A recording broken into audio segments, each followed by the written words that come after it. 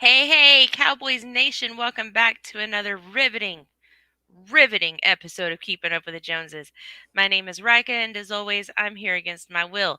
Tonight on the show, from the Cowboy Zone and driving down the back roads of Mississippi currently, Mr. Marcus D. Jones, the Bluff City Cowboy, and, as always, Charlie Moffett. Yeah, I know. I can't get rid of him. I tried to block the guy, and he always figures out my password. So, hey, kids, listen up. If you haven't already, do me a favor, hit that like button. And if you hate Charlie, go ahead and hit the dislike. You know what? We don't blame you. We understand. We get it. I dislike every damn video I'm in. And if you haven't already, please don't forget to subscribe, ring that notification bell so you can get notified every single time we go live. Yeah. You're bringing my present early? Yeah. But I never told you what I wanted. I said I didn't bring it, dipshit.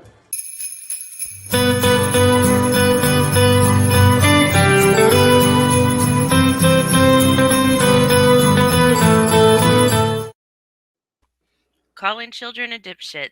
Welcome to the Charlie Moffett Show. Hey kids, listen up. TwistedGorilla.com has the best t-shirts online.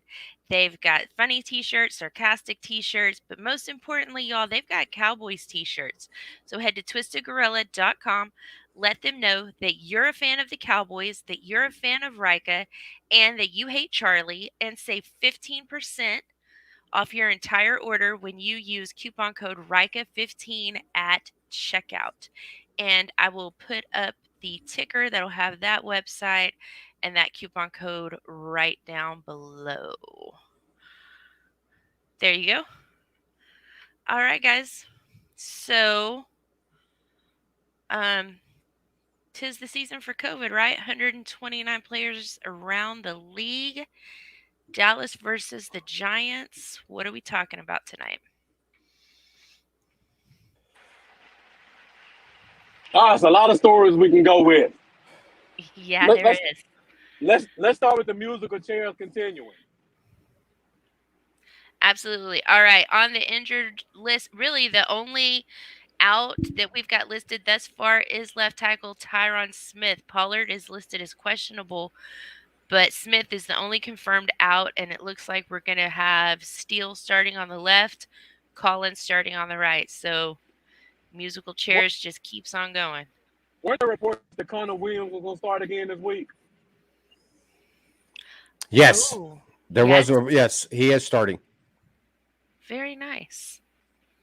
From everything I've read, that's who they're going with.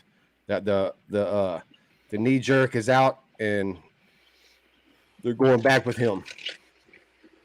Yep. That's what I've read. Yeah, they've been pretty much hitting around to it all week. Mm-hmm. So over 1 week to lose our left tackle, they decided to make a switch. Only in Dallas. Only in Dallas. So we've got on injured, we've got Tyron with the ankle. Pollard is questionable. The Giants. Daniel Jones is out with a neck injury. I mean, it's Daniel Jones. Does it really matter?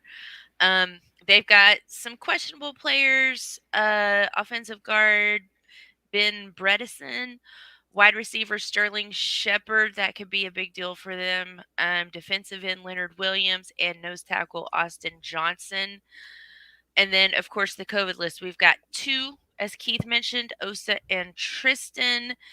The Giants have 1, 2, 3, 4, 5, 6, 7, 8. 8 on the COVID list. Most notably, Kadarius Toney, Adoree Jackson, safety J.R. Reed, and linebacker Cam Brown. Did you say that Leonard and Austin were both out, or are they questionable? They are questionable. Oh, okay. Yeah. Defensive end Leonard Williams questionable. Nose tackle Austin Johnson. And then wide receiver Sterling Shepard also questionable, which could be a big problem because they've got both John Ross and Kadarius Toney on the COVID list, so they are going to be very thin at wide receiver. But I think they're starting. What's that kid's name? Galladay. Yes. So I would have expected them not to be in the air too much, but still, you gotta have some kind of wide receivers out there, right? And then that doesn't really do us any favors, considering now that we're down 2 defensive tackles. Hey, let's go back to the offensive line really quick. You guys think Connor Williams is going to come in and look better than Connor McGovern's been looking the past couple of weeks? Yeah. Oh, for sure. Okay. I know we're all on the same page with that. I was wondering what the people in the comments thought. I mean, there might be some rust, possibly. But I don't. I think even with the rust, he'll look better than Mac did. Yeah. Like I told everybody, be careful what the fuck you wish for. Grass ain't always greener on the other side. Yeah. I mentioned Bluff the other night on the Rika show. We were talking to Wedge Buster, and I told him that with Connor Williams, our running yards were higher by 30%, and our total yards of offense were higher by about 132 yards. So even if Connor Williams came out with a good, 5 to 8 penalties, we're still probably going to be ahead as far as the run game and also total yards of offense. Yeah. Actually, more times seeing McGovern in the backfield blocking again. Mm-hmm. If they use them more. Yeah. I know when they pulled him, we averaged 5.4 yards a carry behind Connor Williams. That was the most of behind any offensive lineman we had. We averaged more yards carry behind him than we did anybody else. And so all the run the down ball people should like this move. I mean, we went from averaging 151 yards on the ground every game to 101. In 200 less snaps, Connor McGovern has given up equal amount of sacks, more hurries, and more quarterback hits than Connor Williams did in 200 less snaps. That's a lot of snaps. He's given up more. Now, people will argue about the penalties. That's fine. I don't give a shit. Penalties are penalties. You know how I am about penalties. They suck. But if he gets 1 or 2 penalties a game, I'm comfortable with that. I mean, I'll take that. And I think, Charlie, too, it's important when we talk about Connor McGovern and how ineffective he's been at left guard, that it's not a slight on Connor McGovern. He's being used wrong. He was excellent on the right. And if we didn't have Zach Martin, I would feel very comfortable with Connor McGovern over there. He's just not a left guy. So it's not 100% on him. It's also on Joe Philbin and on the higher-ups who made that decision to pull Williams in the first place. So I don't want it to be like we don't like Connor McGovern. We're so down on him. We think he's a horrible player. Cut him from the team. That's not it at all. I think Connor McGovern is great, just not at left guard. And stuff like that happens. We talked about that before on the show. Some guys just can't move from left to right. It's a huge difference. Doesn't seem like it's the people at home, but like what you say, Charlie, like wipe your ass with a different hand? Yeah, like wiping your ass. Also, like I always use the bull thing, riding the bull. When you ride the bull, if you're right-handed, you use left-handed glove, and you hold your right hand up to balance yourself. You don't use your power hand to hold the bull. You use your power hand to balance yourself. It's about balance also. Yep. Your balance switches from each side. It's just a different thing. Like I said, high school football ain't got a goddamn thing to do with the NFL. But I played what the position I played. I went to the strong side every time. I always wanted the strong side to be on my right because when it was on my left, I felt odd. I had my left foot back. That didn't feel right to me. I had to use my right shoulder to take on blocks. That felt fucking weird. Everything felt weird. So yeah, not everybody can do it. Yeah. We keep screaming versatility, but we can't force it. Yeah. You guys think Pollard plays this week? I don't know. I was thinking about that earlier. I think as depleted as New York is right now and what they've been through in the last few weeks, losing Garrett, they don't have their quarterback. I don't think that we're going to see a real hard-hitting performance from either offense or defense for the New York Giants. I think if they wanted to rest Pollard another week, let that foot heal up a little bit more, I wouldn't be mad at it. I don't think Pollard makes or breaks this particular game for us. Hey, Tavis Banks, thanks for coming in, my guy. Personally, I wouldn't let him play. I don't see any reason. I don't see any reason in it. Just let him set up, make because the injury he has ain't getting better. It's not going to all of a sudden just like fucking heal, and he won't have no. So let it heal as much as it can, and just and if we win, and if we do lock up a spot, I might not play him for next couple of games. Yeah. Because once we lock it up, I don't give a shit unless we're playing for the 1 seed, and I get that. But overall, I don't give a shit. I just want to be healthy for the playoffs. Mm-hmm. And I want a nice run to the playoffs, the playoffs to the Super Bowl. Pollard is a guy that can have a big impact in the playoffs. We don't need him to get a win tomorrow or against Philly. He would be helpful against the Cardinals, but we don't necessarily need that win. So I wouldn't risk further injuring him. I'd rather have him later on. All right. Yeah, I was thinking about matchups this game, and I don't. It's hard for me to match them up with all the players out on the other side and questionable. Mm-hmm. I just personally, how we beat them against the Giants. The first time it's just, we're a better team, and there's not really a matchup that I'm really worried about or that I'm looking forward to. Except Parsons. I'm a big Parsons fan now. Yeah. I don't buy jerseys because I'm 48 and I just feel weird wearing a fucking jersey of somebody who could be my son. So that's just me. That's a personal thing for me. Nothing against people who do wear jerseys, but yes, I'm a big fan of his now, and I want to see him matched up every fucking week. I don't even give a shit who it is. I just want to see him play. Yeah, he's got me excited about the defense. I looked back in my notebook, my book of secrets. I pulled back my notes from the Rika show that we did after our last game against the Giants, which was one of my first episodes. Went back and looked at those notes. 26 first downs, 515 yards of total offense, 314 passing yards, 201 on the ground, 5 for 2 in the red zone, and all of that while Dak had a completion rating of 68.75%. He was only 22 for 32 in that game. And at the time, and I think that was the first time that I said it, that despite how great these stats look, this offense is not playing their best football. They're not playing as good as they can. And then several weeks later is when we really started to see that decline. So I wasn't happy with the offense's performance against Washington. I think that game was definitely won by Micah Parsons, Randy Gregory, and DeMarcus Lawrence primarily. What did you guys think? Did you see anything better on offense at all? Go ahead, Marcus. I was going in and out through that whole thing, Rika. What was the question?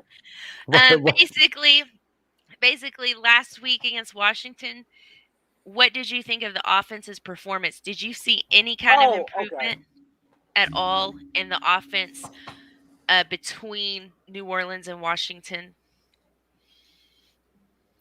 I didn't, but let me say this, because I see a lot of people going back and forth on social media about this. We can't expect the team to win 100-0 every week. Like New Orleans game, we were never down. We were up 17 with 4 minutes to go, and we still won by 10 points. And I keep hearing people say, "Well, we barely won that game," and I'm trying to figure out where that we barely won at.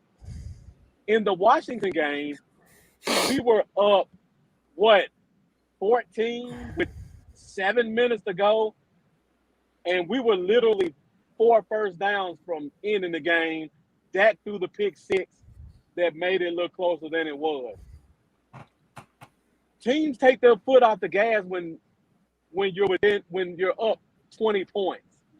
So I won't say the offense definitely did, because I don't want to make an excuse for them. But we weren't in jeopardy of losing because of the offense. Whether it was defense, we won 20 points in those games. And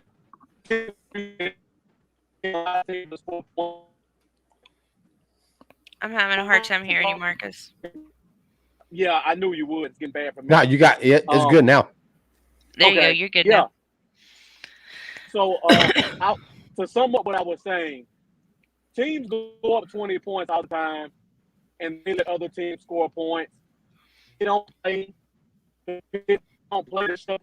They don't win the game without getting injured. Only the fan base cares about winning the game by 20 points. The coaches just want to win and get out healthy, and don't risk anything to lose morale or get somebody hurt. And with that being said, the offense does have a lot of stuff that they need to fix and correct. Yeah, that's how I feel. I don't care how much we win about it. I just want the offense to look competent, and it hasn't looked competent in 5 weeks. You might have a quarter that it does. You might have a series that does.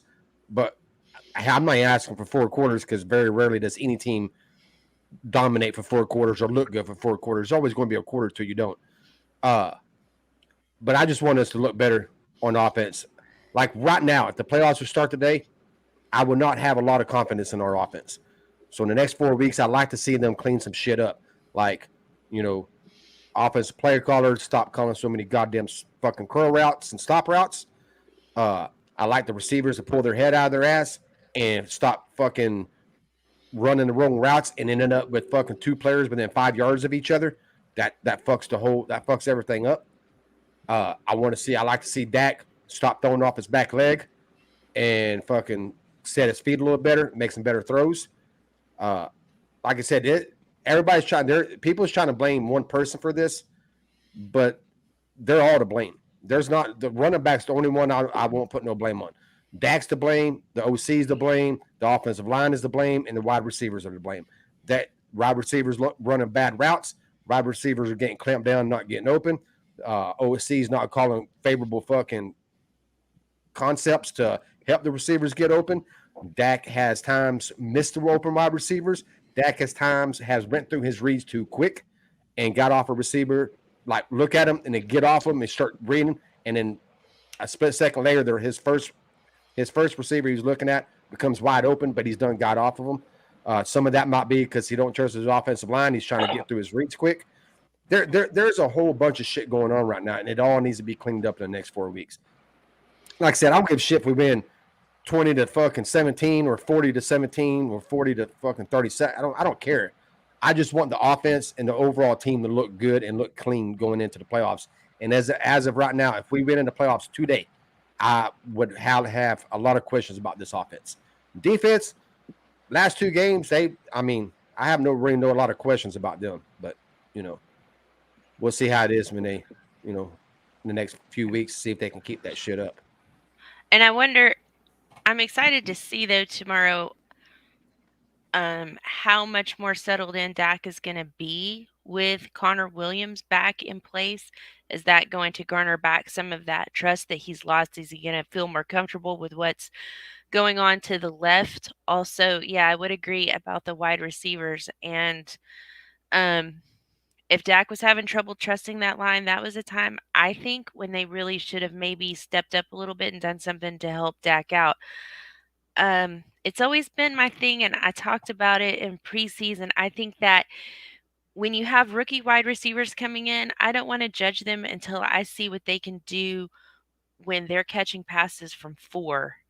And I don't want to see what starters can do until they're trying to catch passes from Ben DiNucci. They've got to, the good has to outweigh the bad. They've got to kind of work together in tandem. And I don't think these wide receivers have done Dak Prescott any favors over the last 5 weeks, really since the bye. I'll So, say this, and I'll let Marcus tell me what he thinks. This is what's confusing about me to me is that the first 7 weeks there was no miscues. Really, Dak and Lamb had a few, like they wasn't on the same page a few times, but for the most part, there wasn't wide receivers in the same area. They wasn't running the wrong routes. They wasn't getting clamped down. That's the part I don't understand is what the fuck happened to where wide receivers now are not running the right routes, where CeeDee Lamb is admitting, hey, I ran the wrong route, and where you don't have to admit it at times. You just see when there's two receivers within 2 yards of each other, somebody fucked up. So and it's happening way too much. The past 2 weeks, I've seen too many times where you have two guys in the same area. And I don't understand why this is happening now. Like, where's the discord here? I mean, where did this go wrong at? Why all of a sudden is this happening? Considering what we looked like the first 6 weeks, 7 weeks. That's funny. It's not funny. It's actually pissing me off, but it's funny how that works. How now all of a sudden they lost their groove. They're running wrong routes. They can't get open. I don't know. It's just weird. But a win was a win, and I'll take the win. But I want him to clean this shit up. Hey, the lunatic guys, we got the lunatic officially in the house. The show doesn't start until he gets here. See, that's another thing. I heard Jimmy Johnson the other day, and I love Jimmy Johnson. He won me 2 Super Bowls. Me, like it's my team or something. But he got his 2. Actually, he got his 3 because that was his team. Barry Switzer was just on the fucking sidelines looking pretty, trying to look pretty.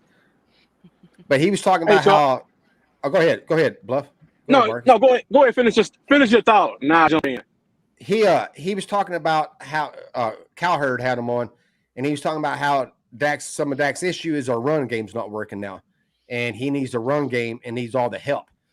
And I'm like, I would fucking hold off on that, you fucking old head, because I look at it the opposite way. I can look at it and make the argument that fucking run game ain't working because the pass game's not working as good as it was. I can make the argument the reason the run game was working so good because we was fucking humiliating people through the air, and they was having to fucking step back and fucking not stack the box and having to take the choice which one do you want to get beat by. So I can make the argument opposite of him saying that Dak ain't as good right now because the run game ain't as good. I'll make the opposite argument. The run game ain't as good because Dak's not as good. Or I should say Dak. The passing game hasn't been as good the past 5 weeks. So, but that's one of them old head thoughts that, and I disagree with that he has to have everything perfect around him. He don't have to have everything perfect around him, but goddamn, he has to have some things good around him. I mean, he can't have wide receivers running the wrong routes. He can't have offensive linemen fucking blowing their assignments. He can't have coaches switching the offensive line up because they knee jerked. However many offensive line things we've had in the past 5 weeks, he can't have all that. I mean, he has to have better than that, which, I mean, I think we saw in the Super Bowl last year when Patrick Mahomes had both his starting tackles go out, he looked like shit. They're in his receivers. What was the receivers doing? Dropping balls. Fucking Kelsey was dropping balls. Tyreek Hill was dropping balls. This year, same thing. Offense line ain't as good as it has been the past 3 years. Kelsey's had some major drops. Fucking Hill's had some major drops, and it affects Patrick Mahomes. So, I mean, all quarterbacks need a little help. I mean, so I disagree with that. It's not as simple as, the fucking get the run game going and Dak looks good. It takes more than that. I'll say get the pass game going, and Zeke and Pollard would look better. Go ahead, Marcus. Did we lose him? Yeah, I don't know. Oh, well, he's muted now. He might have. Yeah, we'll wait till he'll pop back in. He might keep an eye on that chat button, though, Charlie, in case he messages us. Can we miss it like we did before? Yeah, speaking, I don't think that Dak needs to have everything perfect around him. I think that Dak can overcome a great deal. In 2020, those initial games before he was injured absolutely proved that. That line was Swiss cheese. He didn't have Tyron, he didn't have Lyle, he didn't have Zach Martin in there for a minute. A lot of rookies, a lot of undrafted free agents, and he went through 3 or 4 games being especially Dacus, being especially clutch. He did just fine with a really bad line there for a few weeks. Would he have been able to sustain that? I don't know. We'll never know. And I definitely sure shit don't ever want to find out. But I don't think he needs everything perfect around him. I think this has just been something has happened and it's kind of been just a perfect storm to throw him off his game a little bit. Well, Jimmy Johnson actually used 2020 as an example. He said, look at last year. Zeke was running good. Zeke was running good. I'm like, whoa, what the fuck, dude? I know you fucking do a lot of. I know you do a lot over the place. See, that's when I sometimes I wonder if like these analysts, like I don't think they watch every game, and they damn sure don't watch the film. They don't watch all 22 because if you're telling me that Zeke did good last year while Dak was in there, and that's why Dak was doing good what he was doing last year, you was not fucking watching the game because Zeke had his worst year of his fucking football career, and it was started like, in week one. Yeah, it wasn't like when Dak went out. That's when it started. It started when Dak was in there. So let's don't act like fucking that was pretty much the points. Everything that we was doing good last year on offense was because of Dak. Mm-hmm. We were scoring 30 and 40 points because of Dak. He had no fucking help. You know, so not offense line help, no run help. So yeah, that's when I fucking first saw. I was like, whoa, fucking 2020. I was like, dude, you need to stop fucking going deep sea fishing, watch some more fucking football, buddy, because you ain't fucking watching the same games everybody else is. Bluff is back. What you got, buddy? Back.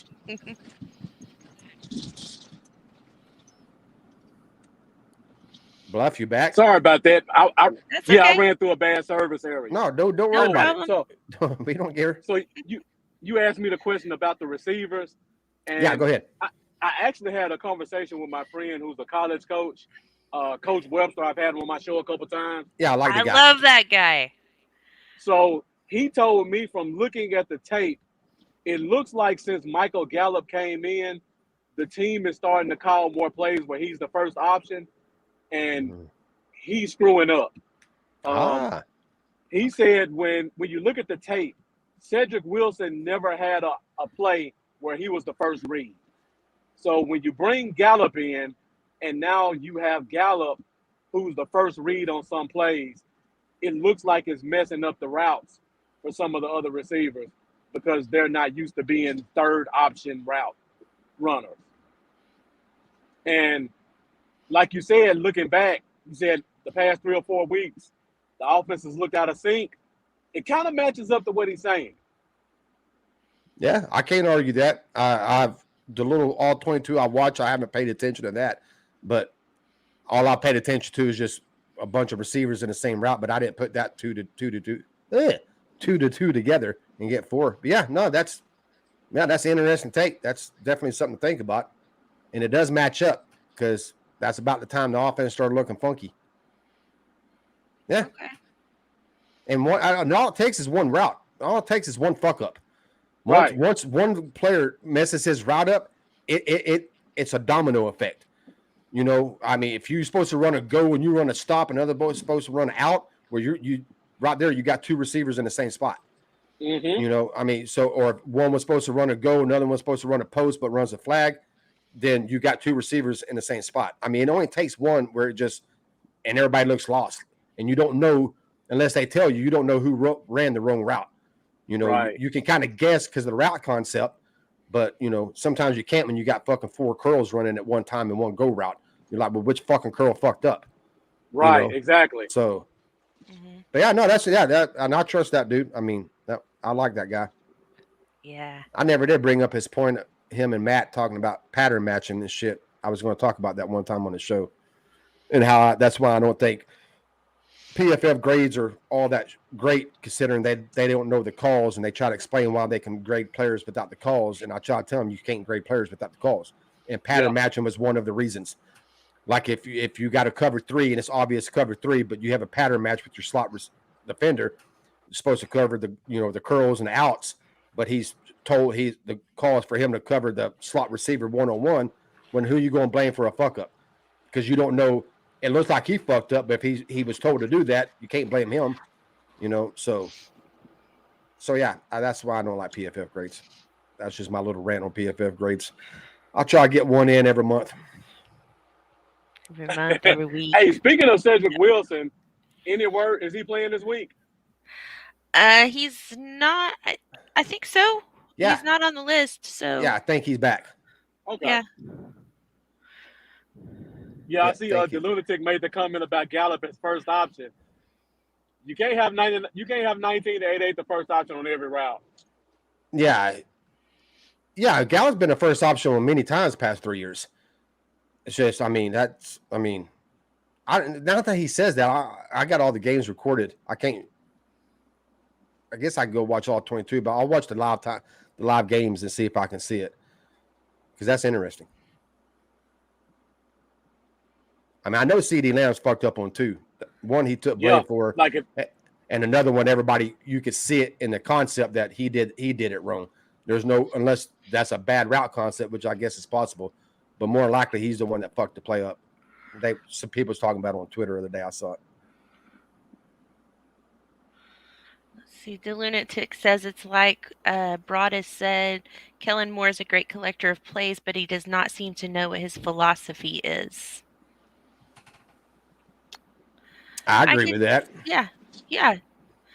Definitely. He definitely doesn't have a set identity. And there's a little bit of that I'm okay with. There's a little bit of that I'm kind of okay with. I don't like it when any coordinator says, you know what, this is going to be my scheme. This is what we're going to do. And these are the plays we're going to use. And you end up getting very predictable. So sometimes it's good to be very, very broad. But yeah, I can see where he doesn't seem to know what his philosophy is. Definitely. Charlie, go ahead. I also question how much full 100% authority does he have? Like how much does Mike get to input? And how much, and I know people don't think this happens, how much is Jerry Jones and Stephen Jones inputting the pass run ratio? That's a good point. How much are they influenced on Dak not running the ball and not calling zone reads? I mean, that's my thing is I'd want to know is how much influence does everybody else have before I can totally blame him for his philosophy. Because I don't know what's going on. Because he can, sometimes the offense just looks so creative, and then sometimes it just looks blah. And it was like that with Jason Garrett when he took over play call with Jason Garrett. That was my complaint. Like Garrett was in his head, because there would either be quarters, halves, or series where one would just look like totally Kellen Moore calling the plays, and then the next one you come up, it looked like Jason Garrett's all right. It's time for my 15 plays, run them, and he had to run his plays. And that's how the first 7 weeks wasn't like that. But now it's starting to get to where it looks like there's a different philosophy going on. Like it's not Kellen Moore what he's been calling, and people are saying, well, he's holding back because of the playoffs, blah blah, whatever. I don't give a shit, but it's not the same. The run-pass ratio is starting to change.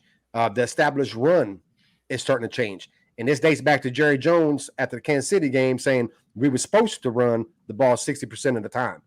That's where I wonder how much is Jerry Jones telling the coaching staff, run the fucking ball. Let's fucking, establish a run more, get Zeke his carries, blah, blah, blah, blah. And don't think that shit don't happen, because Jerry Jones will he don't call the plays, but he will influence on what they do and what they don't do. And you can't tell me fucking Dak not running is totally 100% up to him. That they have not talked to him about not fucking running. Because since he lowered his fucking shoulder against Lennon game and fucking went in for a touchdown, that was not necessary. And I agree it wasn't necessary. Ever since then, that dude has looked lost when it comes to running. Like he doesn't know if he should or shouldn't. And he looked so lost that day, he tripped over his own fucking feet. Like he didn't even know what the fuck was going on. He like ran, stopped, and started trying to catch up, and then boom, he falls. So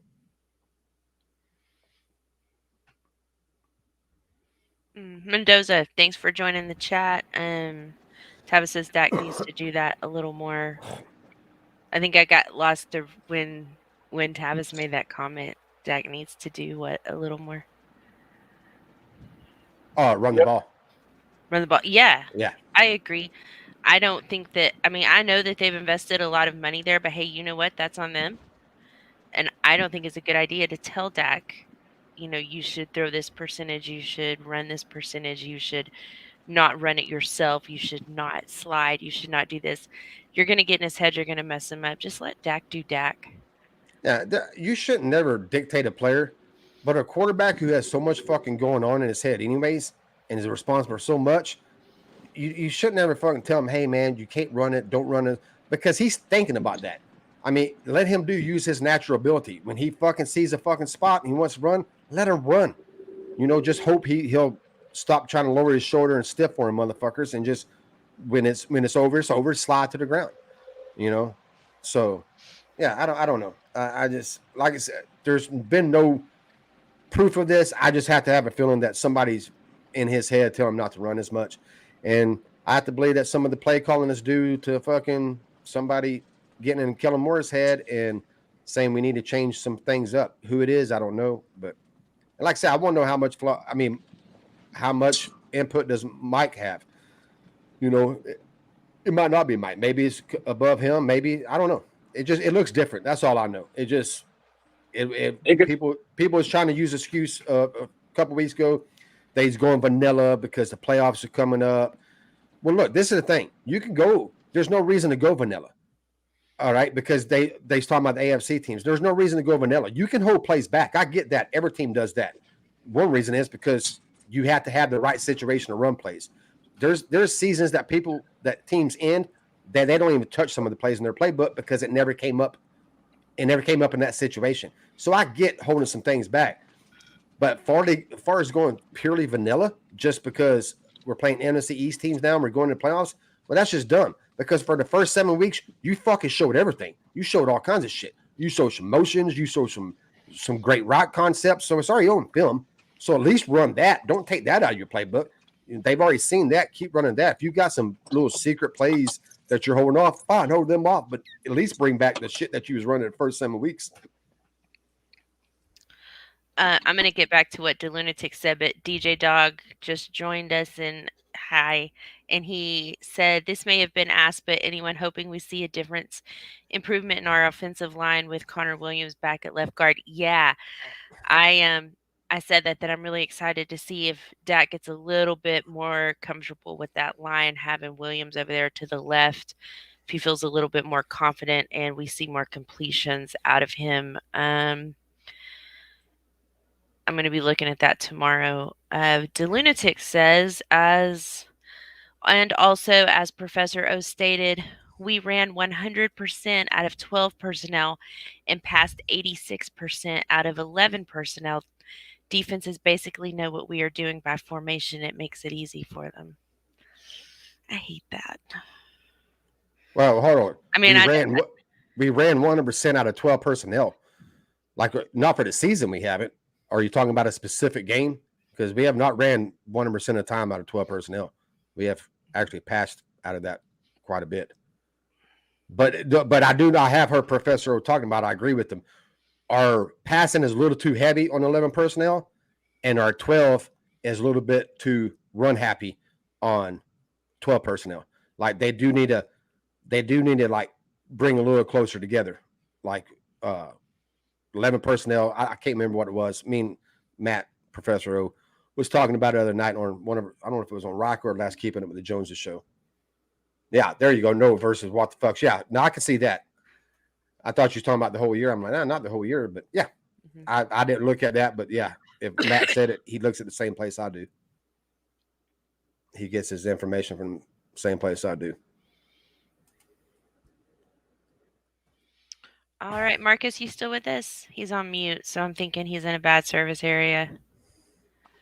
I'm still here. I'm just about to set up my stuff. Oh, okay, awesome.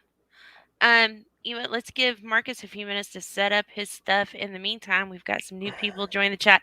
Hey guys, let me remind you, as always, if you haven't already, do us a favor, go ahead, hit that like button, and if you hate Charlie, hit the dislike button. It's okay. I dislike every one of these damn videos. Just go ahead, hit that button, do it. And if you haven't already, please subscribe, ring that notification bell so you can get notified every single time we go live with another mediocre episode of Keeping Up with the Joneses. And don't forget that TwistedGorilla.com has the best t-shirts online. They've got funny t-shirts, they've got sarcastic t-shirts, but most importantly, kids, they've got Cowboys t-shirts. So head to TwistedGorilla.com, let them know that you're a fan of the Cowboys, that you're a fan of Rika, that you're a fan of this show, and save 15% at checkout when you use coupon code RIKA15 at checkout. And that website, that coupon code in the ticker right down there. So looking at the personnel groupings, yeah. Out of 12 against Washington, we had 11 rushing attempts. We never passed out of it. Now, as far as 11 personnel, we didn't pass it 85% of the time, but we did pass it 66% of the time. And which that's not that bad. I don't have a serious issue with 66% of the time.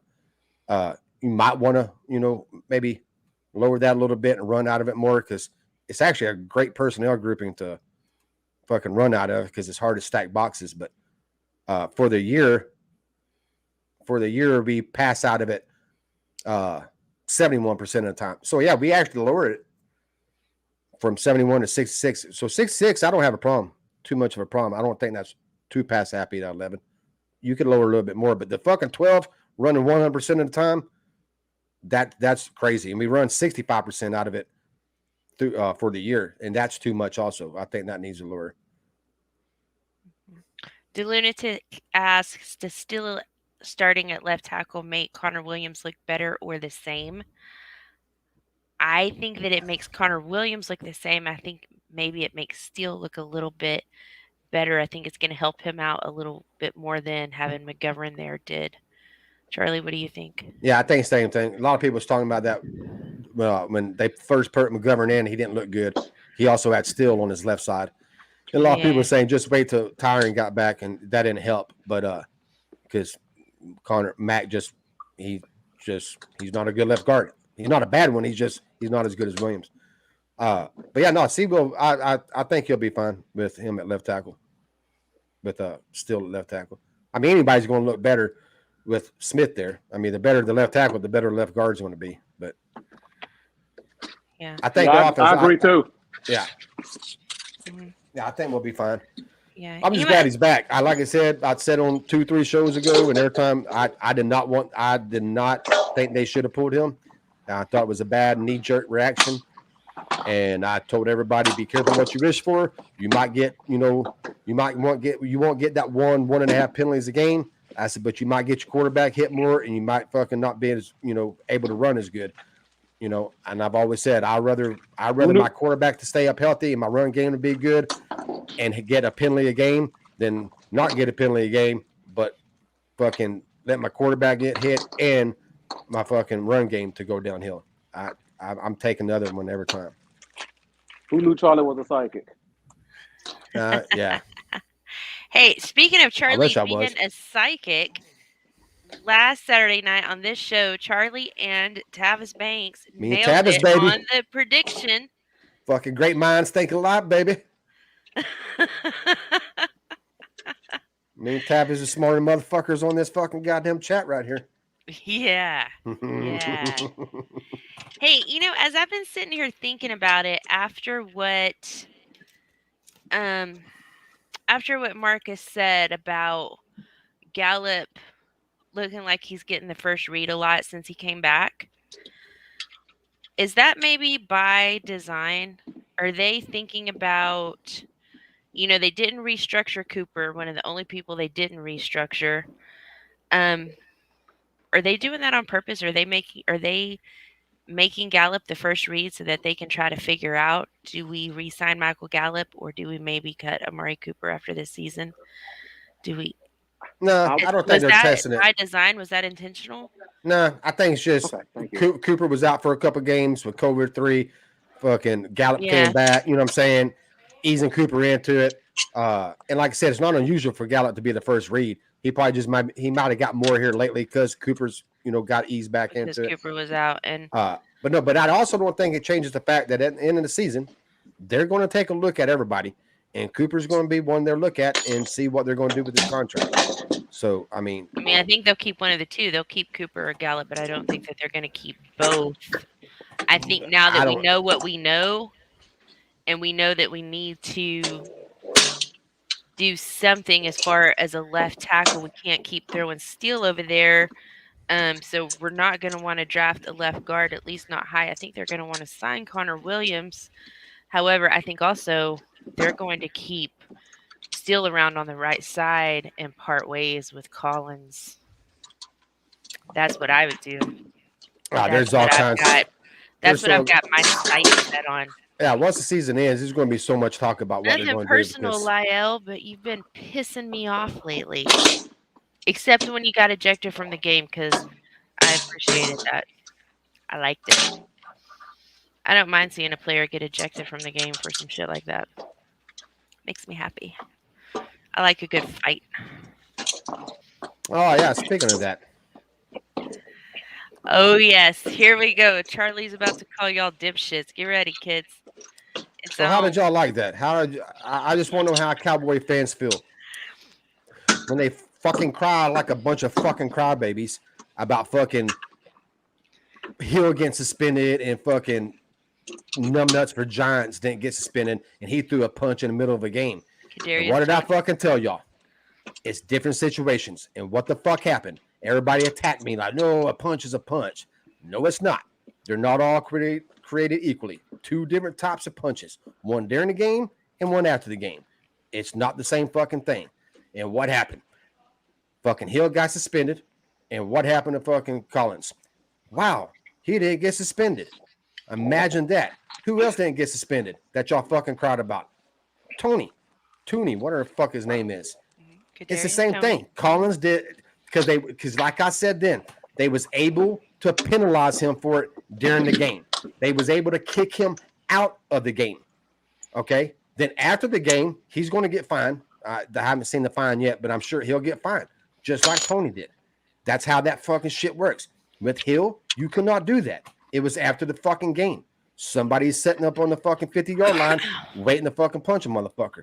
You can't get kicked out of the game. They can't penalize you for it. So they have to fucking go over the top and suspend you a whole game or 2 games. So that's how it worked. That's how it My works. satisfaction. All right, guys, let's talk about the defense a little bit. I'm about to set that up on purpose a little bit. Yeah, go ahead, Mark. Yeah, let's definitely talk about the defense. Hey, I'm going to grab a drink right here, but keep talking. So, Charlie, now that we know we're losing both of our 3 techs, who do you think starts at 3 tech this week? You think it's Watkins, or you think they put Gallimore looks kind of hefty. I don't know if he can still be that traditional 3 that we like. But yeah, I think it'd be Gallimore. Okay. Yeah, I think it will be. You could always put him in there too. That's true. Because they elevated him to the roster this week, to the game day roster. Yeah, and so yeah, you can always put him at 3 because he can play the 3 or the 1. He's not a great 3. Yeah, he's not a great 1, but he's a good at either one you put him at. He can handle both. But yeah, I think it'd be Gallimore and Watkins would be the starters. And the way I think this game is going to look, we're probably going to be going light inside anyway because we're going to do a lot of pass rushing.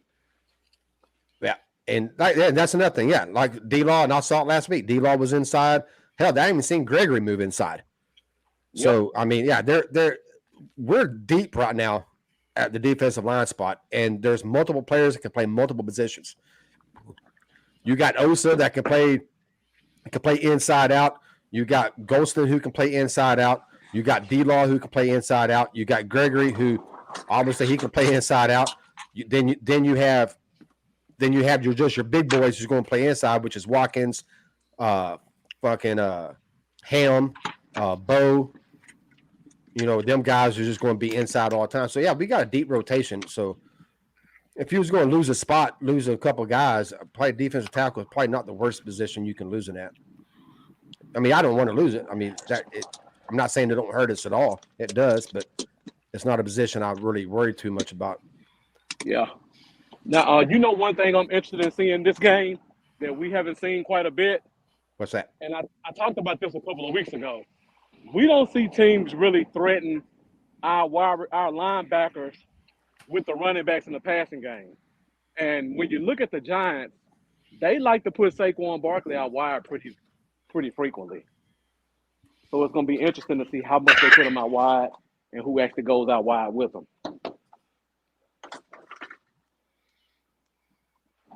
So who do you guys think go out wide when Barkley goes in the slot or they put him in an X spot? You think it's Neal? You think they throw Parsons out there? Yeah. Yeah, I think they might throw Parsons out. I think they'll do a combination of both. It's gonna happen because they love to put Barkley out wide in the X spot. Right. Parsons definitely has the speed for that. Yeah. Damn, I love Micah Parsons. Shit. Yeah, I know. I love Osa too. I'm really pissed off at him right now, and I'm trying not to yell about people getting COVID and trying not to be insensitive and super liberal right now over this COVID situation. But damn, I'm pissed about this COVID thing. But damn, I love Micah Parsons. Speaking of linebacker, and I hate to go back to the offensive side of the ball, we got the news today about Jalen Smith being signed to the practice squad, and he'll probably play in some extended time this week. How much do you think the offense picks on him? Pick You know on what? who? On Jalen. Oh. I don't think that they go after him. I mean, they definitely. He may have a grudge with us, but I don't think that they're going to have a grudge with him. I think that Jalen, while he's not a great linebacker, is generally, though, a really good guy off the field. I think he's probably somebody that they really like. He's not someone like a Cole Beasley that after leaving this team for whatever the reason is, decides to like run his mouth, talk some shit, and act a damn fool. Jalen left and he handled it with a lot of class, and the Green Bay thing didn't work out, and I think they're going to be nice How to you Jalen. doing? Yeah, but I'm not even talking grudge. I'm just talking the fact that you have a mismatch of a guy that you know can't run, and you got two athletic tight ends. Yeah, I think if he's out there, yeah, I think that I think they'll call specific plays to go at him. I think they'll call specific run plays to run at him too. Yeah, just not the passing game because that motherfucker ain't fucking good at taking on fucking offense linemen. I want to see Martin get on him and pancake that motherfucker. Fucking clear eye view that bitch. I have a strong feeling you might get the Wiz too, Charlie. Yeah. Tavis Banks, Justin Hamilton is on the roster now. They signed him. Just to let you know. Sorry.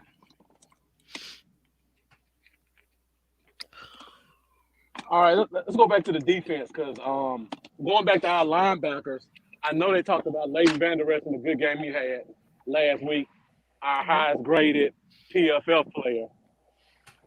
How did you guys think about that game? Was it more just our D-line was so good that it limited him, or do you think he's actually turning the corner? No, I don't think that he's really turned a corner. I think that the D-line was so good and the momentum that we were creating, I don't think there was a way that he could have been bad. I agree, too. Who's that? LVE. Oh. Yeah. Tavis I don't know. Need to replace LVE. Yeah, I mean, he had a good game, and it's probably his best game I've seen him have. Definitely all this year. And I've seen him have one good game last year. I believe it was against Minnesota, and one good game this year, and that was the past week. So basically, I haven't really seen him have a good game since 2018, realistically. But yeah, I think it was. I don't think he turned the corner. I think it was just we was fucking dominating in every fucking way there is. Micah was dominating. D-Law was dominating. Hell, Gallimore, Hill, everybody was just having a day that day. And I think he's just jumped in on it and said, fuck yeah, let me go wolf howl real quick. And yeah. Yeah. DeLunatic says back to regarding Jalen, even Garrett went at him for the first 6 plays in the first game against New York this year. Oh, no. I think he means last year's New York game at the end of the season. There's a typo in there. I think that's what he means. We should also. Yeah.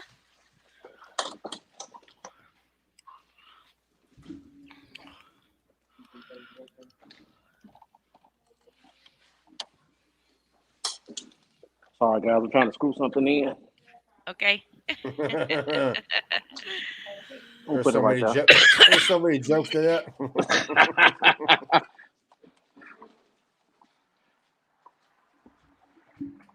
So, what do you guys think about our corner position? Do you guys think Diggs shadows Galladay this week because of the size? I was surprised Diggs did that last week. That hasn't really been a thing for him to do all year. Yeah. So maybe it was you that brought it up. I can't remember who. Somebody, hell, it might have been somebody on TV. I don't know. That said that might be a thing that they're going to start doing to, like, give him more responsibilities of, hey, we got this receiver. We want you to take him the whole game and to see if he could do it. And he did it. He did fucking good. Yeah. I thought it was more just personal because of how McLaurin did him last year. He wanted to show him on the man. It could have been. He could. You know how Diggs is. He wants the competition. He could have went to fucking Quinn and said, "Hey, I want this motherfucker the whole game." And Quinn might have told him, "Hey, take him until you fuck can't, and then we'll switch it. But until then, you can have him." I don't know. Whatever. I don't know who decided it, but it worked. I think this week will be a little bit more telling if it's going to be more of a trend or not. Yeah, I would say Cardinals game be telling too, but they ain't got D-Hop anymore, so I don't know if he'll follow anybody in that game. Which, I mean, they still got some receivers. Ain't like they're done without D-Hop. I mean, but D-Hop's a bad motherfucker. They got a lot of fast receivers in Arizona. They actually scare me more than D-Hop. Yeah, you said that all year. Fucking, I kept telling you wrong. I kept telling you was wrong. They ain't that good, but I guess eventually I got to admit that they're better than I thought they were. Yeah. They've been getting it done. Yeah, no, that, like I said, I mean, before last week, I said they're probably the only team that's actually could say, hey, we're pulling away and we're the team to beat. And then they get mollywopped by the Rams. I'm like, well, they show that they're not the team to beat either. It just goes back to what I've been saying. I don't see a team. I know Green Bay and Tampa Bay is looking good right now, and maybe by the end of the season I'll change my mind. But I haven't seen a team yet that says, "Hey, we're the team to beat." I haven't seen that yet. They're all beatable, and I mean I know all teams are beatable any given Sunday, but I'm talking about usually by this time of the year you got at least one team, sometimes two or three that just you're like, all right, that's them. This year, both sides of the ball, I don't think there's not two or three. I think there's four, at least four on the NFC side. I can argue maybe five with San Francisco kind of coming up from the rear. And then on the other side, you have shit over there. You got New England, you got KC, you got fucking Baltimore, you got Cleveland, you have fucking Buffalo, you have San Diego, fucking hell, you got the Colts. They're kicking the shit out of New England right now, 20-0. Yep. So I mean, over there, it's wide open over there. So, yeah.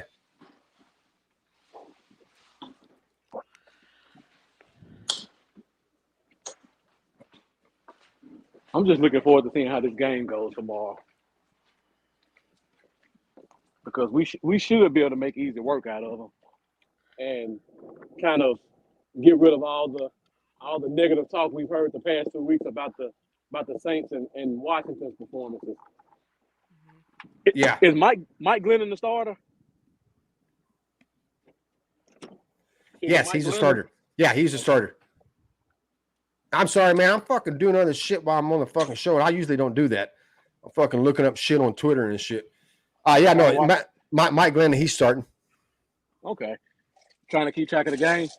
No, not at all. Okay. All I gotta do is click on it once. I just clicked on it, saw 20-0. I was looking up something on Twitter about I want to make sure I was right about Justin Hamilton, because Tavis said he was on the practice squad, and I was like, no, he got signed. And I thought, well, maybe he did get signed, but they didn't elevate him to the roster. But they did. I just saw it. He's him and the safety Thompson and somebody else all got elevated to the active roster. I think it's Jaquan Hardy, the running back, was the third guy. They elevated. Yeah, that was the 3 that they elevated. There you go. Yeah, I saw that earlier. I thought maybe something happened, and I didn't fucking see it before I came on because I could have swore I read that earlier in the day that Hamilton. You know me, I'm a big Ham fan, so anytime I see news about him, I get excited. Oh yeah, that he's going to actually get some snaps. Why they give other people snaps over him, I won't never figure out. You and me both, Charlie. You and me both. Hopefully you should get some extended snaps tomorrow, though. No, he should. Yeah, but two defensive tackles out. Yeah, I think he'll get. I think he'll get a significant amount of snaps. Because you got Watkins at the 1 and fucking Gallimore at the 3, and then you got him and Bo. So I think he'll get some. I think he'll get quite a bit of snaps at the 3. So, but that's my man, Big Ham. Rocky, you going to join the show tonight? What's that, buddy?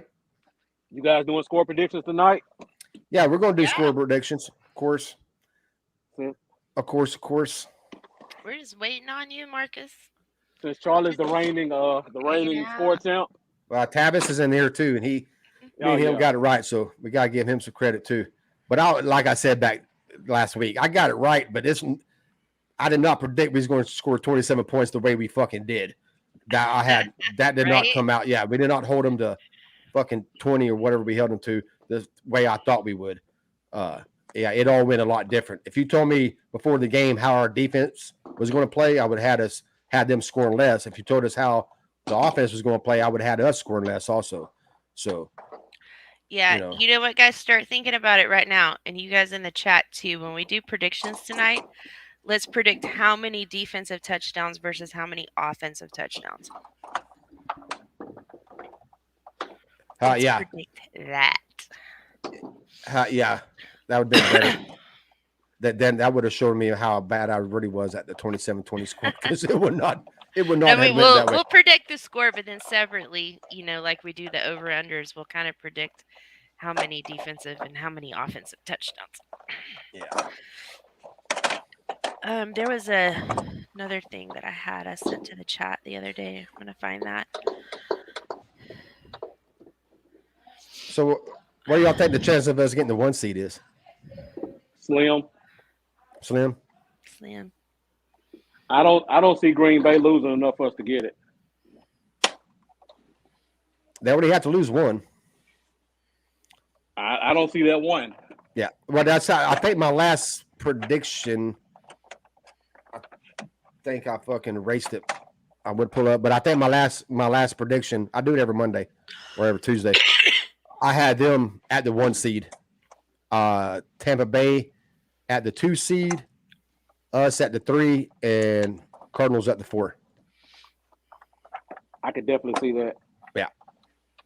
Yeah, I think realistically we can get the 3, and there's an outside chance, and not a big outside chance that we can actually get the 2. But for us to get the 1, we're asking Green Bay to lose the game and Tampa Bay to lose the game, and us to win out. I just think that's a hard ask. I think the easiest ask is for us to win out. I think the hard ask is to have both them teams lose 1 more. But yeah, I can see a scenario where one of them loses 1, like Tampa Bay loses 1 or Green Bay loses 1, and then we win out and we'll end up with the 2 seed if that happens. And I've said it before. I want the 1, but I want the highest seed we can get, because the higher seed you get, the better chance you're going to have of having an NFC championship game in your house. And you get a 2 seed, you guarantee 2 home games. If you win the first one, you're guaranteed the second home game. Yep. So you're guaranteed 2 home games. And with how close all these matchups are, a 2 can beat a 1, a 3 can beat a 2, a 4 can beat a 1. I mean, it can go either way. I mean, you can literally have the 3 and the 4 seed in the NFC championship game this year. That would not surprise me at all. I mean, I could literally see Dallas and Cardinals in the NFC championship game. I could see that. If they ended up with the 3 or a 4, or if us and the Bucks end up 3-4. I could see that. It just them team and fucking and I got to talk about the Rams too. Rams are right there too. So if they end up with the 5th seed, I could see a 5th seed.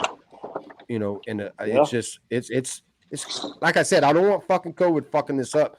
That's why I've been saying I just wish when it comes playoff time that they just do away with the testing for vaccinated players. You know, they took a step towards that today by not testing vaccinated players for the rest of the season, just spot testing them, which is just, you know, a random test every once in a while. Because I don't want a playoff game where 2 days ahead there's 21 players on the fucking COVID list, you know, or you're both starting quarterbacks, and then you have 2 backups in a playoff game going at each other. I don't want to see that shit. Yes, I'm selfish. And Tammy's in.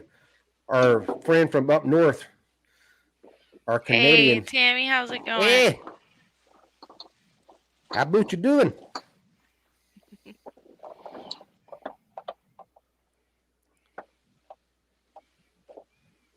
Look at this silent pause that we're having. I know. Marcus is working. Mariah, I don't even know what the fuck she's doing. Looking down, doing something. Yeah, I'm taking some notes. Stephen White's in the house. Oh, Stephen White, it's about to get interesting now. Tammy says, good, eh? Good, eh? How high are you tonight, Stephen? Tell us all about it.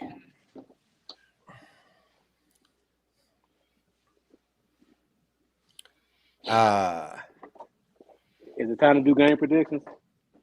It's about that time. Because we'll probably cut this one short because this ain't a very interesting game to talk about. Let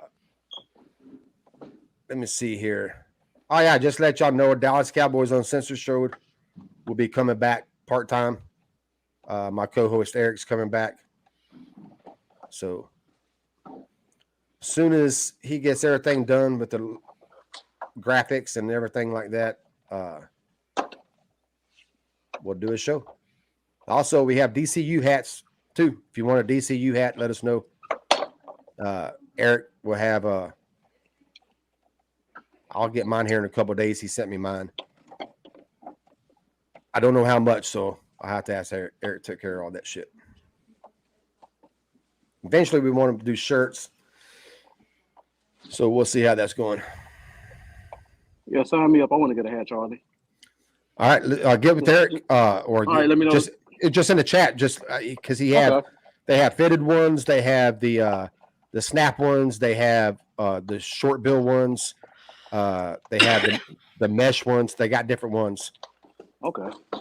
It's a simple hat, it's just DCU with the our logo is all it is. All right. Yeah, I'll check with him. Did he send a picture to our chat? Because he did the star chat of him in the hat. Yeah, he did. I saw. Okay, I couldn't remember if he sent it there or just the star chat.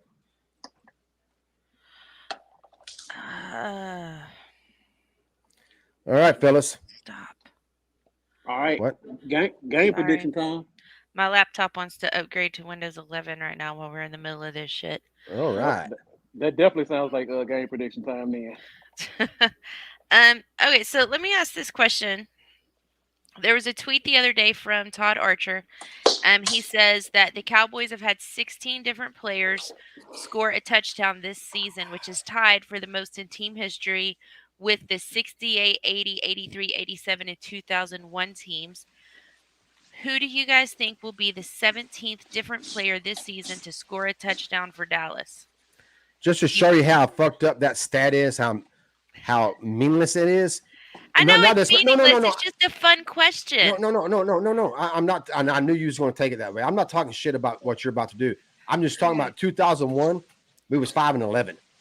I'm just showing how sometimes stats just because when I first heard it, when you told me that the other day, I was like, "Oh, that's fucking cool." In my mind, I'm thinking, shows you how good this offense has been all year. But now, just when you said 2001, I'm like, "Holy fuck!" That season we sucked. We didn't have Quincy as quarterback. We had Chad Hutchinson, I think, was our quarterback that year. No, Quincy was. I didn't think it was a stat that showed like how good even the team was because it's not 16 offensive players, it's 16 Cowboys that have scored Overall, a yeah. touchdown. Yeah. So it's just cool to look through the list of names and try to guess who the next player is to be the 17th. But to help you guys out, actually, no, DJ Dog McEwen already has one. I'll give you guys the list. That's what I was doing a minute ago. All right. On the defense, we've got Diggs, Brown, Armstrong, Watkins, and Wright. And then on the offense, we've got Dak, Pollard and Zeke, Lamb, Cooper, Gallup, Wilson, Turner, Jarwin, Schultz, and McEwen. So we've got 3 tight ends, 4 wide receivers, 2 running backs, a quarterback, 3 corners, 2 defensive linemen, and a partridge in a pear tree. Who's number 17? I think me and Charlie may have the same one. Yeah? Who you got? C-Mac. Colonel McGovern. Long time coming. Yeah. And like a fullback role? I like that. Mm-hmm. I like that. Go ahead, Rika. Tammy says Williams. Yeah, Connor McGovern is a good one. I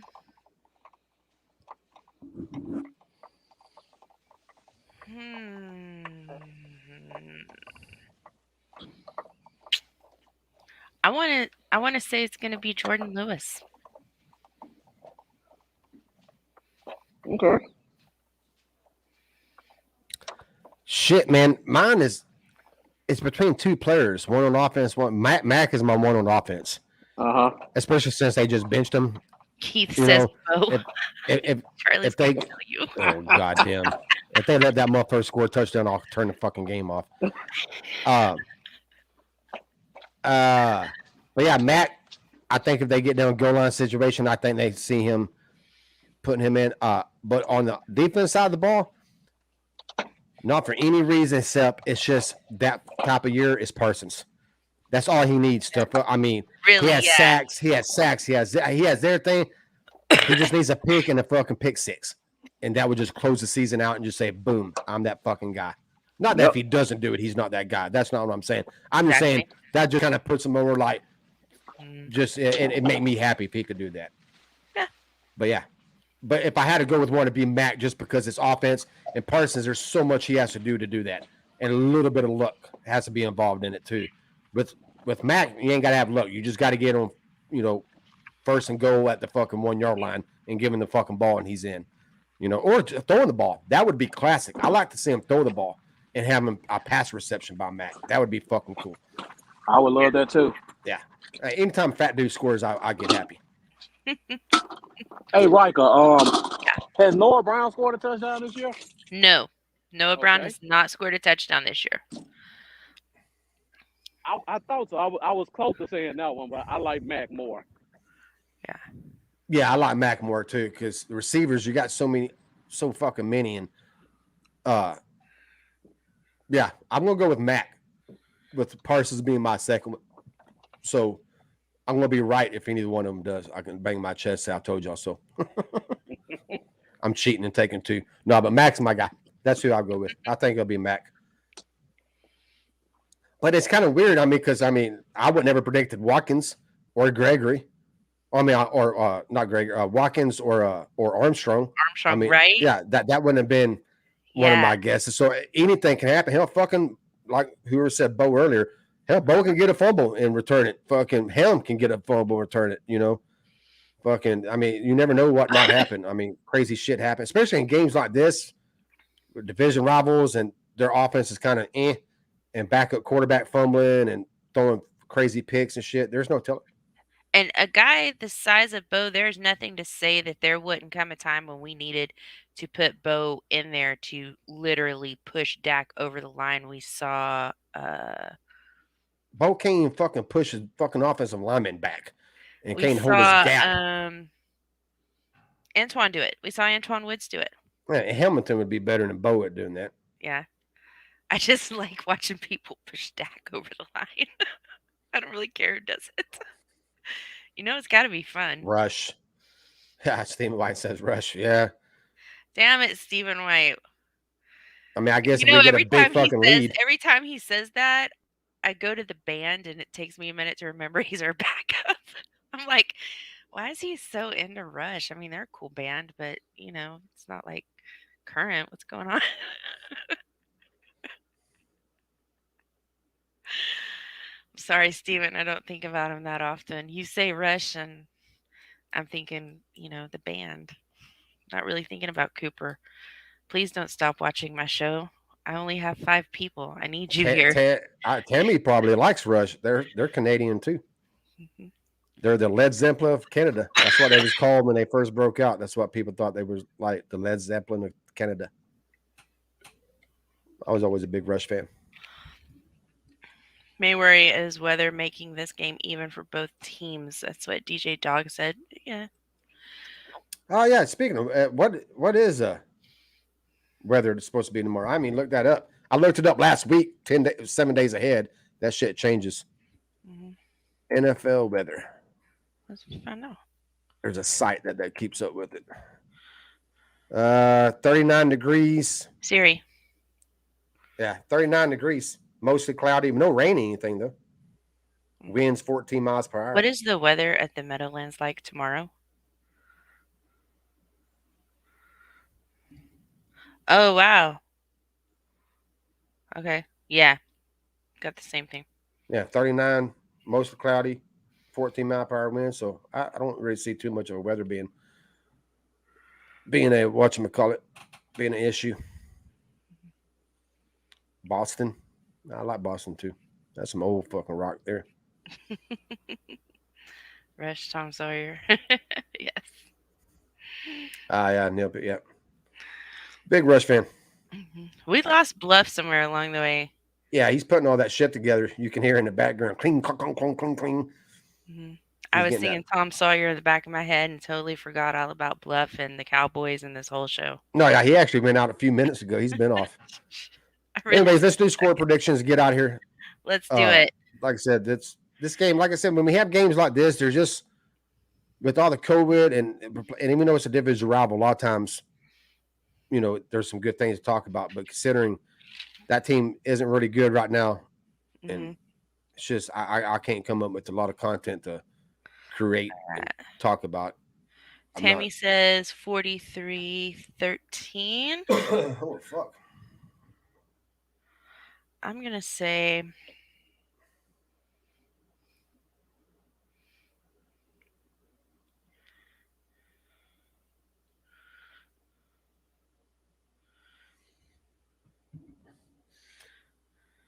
I'm going to say 34-20. I'm going to say 31-9 Cowboys. I'll say 34-20. 34-20.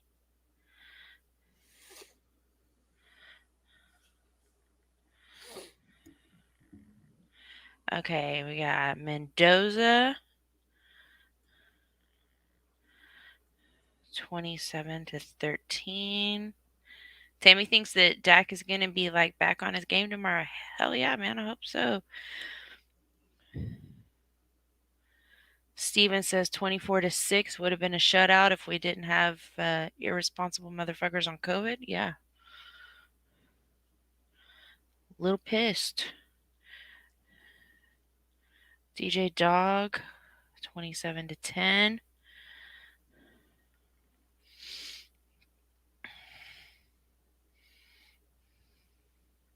Yeah. You know what, guys? Before we get off here, I'm just going to rant for just a fucking minute. Here's the thing. Here's my thing with 129 NFL players with COVID right now, including 2 Dallas Cowboys. The thing is that 18 months ago, you know, you caught COVID. I had some fucking sympathy for you. At this point, you're not new. You didn't just land on planet Earth yesterday. You know how to avoid getting COVID. There's a goddamn vaccine out there that you can get. If you don't want to do that, put a mask on. And number 1, stay your fucking ass at home. You're getting paid millions of dollars every year. You only got to work 5 months out of the year. Your only job is to trot your overprivileged fat ass out on that field every Sunday and entertain me, and you can't even manage to get that done? Yeah, I'm a little bit pissed. And I'm especially pissed at the Washington football team. 29 players on that list. And let me tell you something. I have spent more money than I even want to talk about on tickets for the Washington game for Sunday Night Football on the 26th, plus parking and hotel fees. And if that game gets moved or canceled and fucks up my week, I'm taking it out of somebody's ass. I don't care who it is. Somebody is paying me, and I am going to raise complete and total hell. You had every opportunity. Do your job. You know what? I do my job. People count on me every single day. So I don't do foolish ass shit. I don't run around all the time intermingling with all kinds of stupid ass people trying to get myself sick. No, because people depend on me. My boss depends on me. My family depends on me. Charlie depends on me to show my fat ass up on this show every Saturday night. And I tend to not let people down. So whatever Osa Odigizua and Tristan Hill, whatever their damn excuse is, I don't want to hear it. There's Well, no I'm gonna have to reason for defend that a little anybody bit. to have COVID at this point No, if that's you're cool. in the NFL. You shouldn't. Washington And Redskins. We just played the Washington team. They had 21 players. Osa and fucking and Hill's out there playing against them. You don't think there's a chance they got him from one of them? yeah, I mean, they could have. They're vaccinated. Both of them are vaccinated. They can't wear a fucking mask during the fucking game. So if you're one-on-one with somebody who has COVID, you can get it, vaccinated or not. So I understand your overall point, but sometimes even vaccinated, you're going to get it, and there's not. To the point of ridiculous. It's personal responsibility, and NFL players need to get their shit together. I mean, you're I have to know what basically they're living doing. the dream. I mean, You're but like I living the said, fucking dream. And if you don't want to like stay away from people and not get COVID and, do your job, you shouldn't have signed up for this. Nobody held you at gunpoint and forced your ass to the NFL combine. I mean, you got it way easier than any of us got it, and I manage every day not to go out and get myself infected with COVID because I understand what my responsibilities are to the people around me and to the people that I promised that I would be where I said I was going to be and that I would do what I said I was going to do. So I'm a little bit pissed off when my players aren't on the field, and whether it's their fault or the fault of the other players, the NFL should have figured this shit out a whole long ass time ago. Because as I recall, the NBA didn't have this problem. It's the NFL and it's Major League Baseball because they can't run their shit. So anyway, that's it. I just needed to rant that out. I needed to get it out because it's been building up in me for days with all of my fury. And now I feel better. Well, and I think the the NBA Cowboys didn't have this problem. 31-9. The NBA didn't have the problem because the season it was in. They're having issues right now. So does NHL. NHL had to pretty much shut it down because of COVID right now. NBA's having issues, just like NFL is. It's just rampant right now, and it's not strictly in fucking the sports world. It's the whole fucking nation. Oh, it's everybody. It's just everybody's getting it. It's the time of the year.